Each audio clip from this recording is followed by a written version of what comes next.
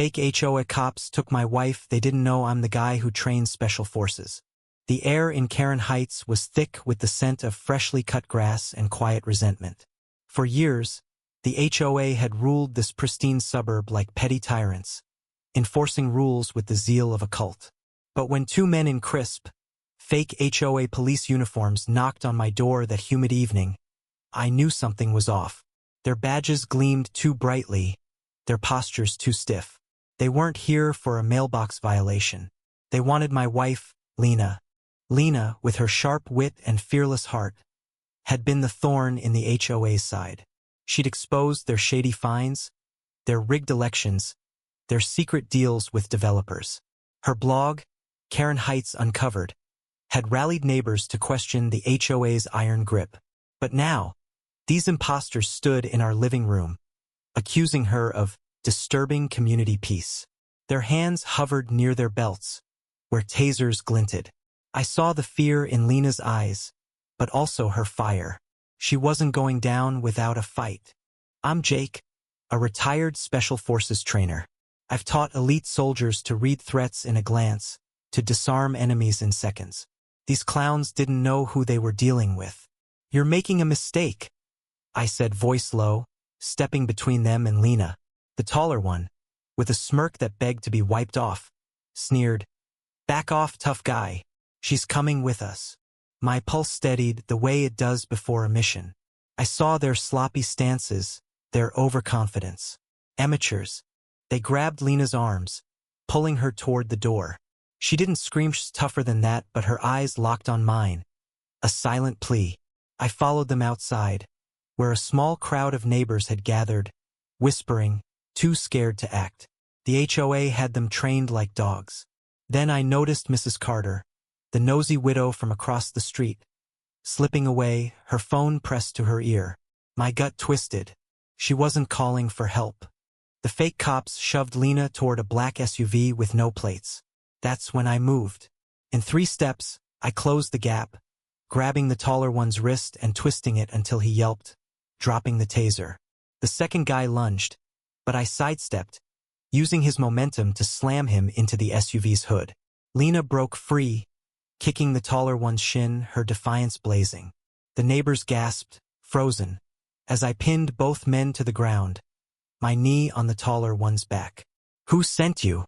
I growled. That's when the twist came. Mrs. Carter stepped forward, her frail hands trembling, but her voice steady. "Let them go, Jake," she said. I blinked, confused. She wasn't just a gossip, she was part of this. "They're protecting us," she whispered, eyes darting to the crowd. "Lena's stirring up trouble, ruining our community." I saw it then. The HOA hadn't just hired thugs. They'd turned neighbors against each other. Mrs. Carter, the sweet old lady who baked cookies for block parties, was their informant. The truth hit like a gut punch. This wasn't just about Lena's blog. The HOA was a front for something darker, money laundering, maybe, or worse. They'd used fear to control the neighborhood, and Lena's digging had gotten too close. The fake cops were hired muscle sent to silence her. But Mrs. Carter's betrayal stung worse. She'd watched Lena grow up, cheered at her high school graduation. Now she was selling her out. I let the men up, but not before zip-tying their wrists with cables from my garage. The crowd was silent, shame creeping into their faces. Lena, breathing hard, stood beside me. "You're all complicit," she said, her voice breaking. "You let them control you." The neighbors looked away, but Mrs. Carter sobbed, collapsing onto her lawn. I wanted to feel sorry for her, but I couldn't. Not yet. The police, the real ones, arrived, tipped off by an anonymous call. Probably a neighbor who'd finally grown a spine. The fake cops spilled everything. They were hired by an HOA board member tied to a local developer. Lena's blog had threatened to expose a land deal that would have displaced half the neighborhood for condos. The HOA's power was crumbling, but at a cost. That night, Lena and I sat on our porch, the weight of it all crushing us. We'd won, but the victory was hollow. Mrs. Carter's betrayal had fractured the community beyond repair. Lena's fire was dimmed. She blamed herself for not seeing the HOA's reach sooner. I held her, promising we'd leave Karen Heights, start fresh. But deep down, I knew the scars would follow us. The next morning, Lena's blog post went viral.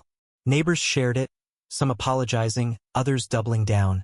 Defending the HOA, the developer fled, and the fake cops faced charges. But Mrs. Carter vanished, leaving only a note. I thought I was protecting us. Lena cried reading it, not out of anger, but grief for what the neighborhood had become a place where fear turned friends into enemies. The HOA was dismantled, but the bitterness lingered. Lena and I moved to a quiet town, far from manicured lawns and power-hungry boards. Yet, every night, I see her staring at her laptop, wondering if she could have done more. I train men to face bullets, but I couldn't shield her from this.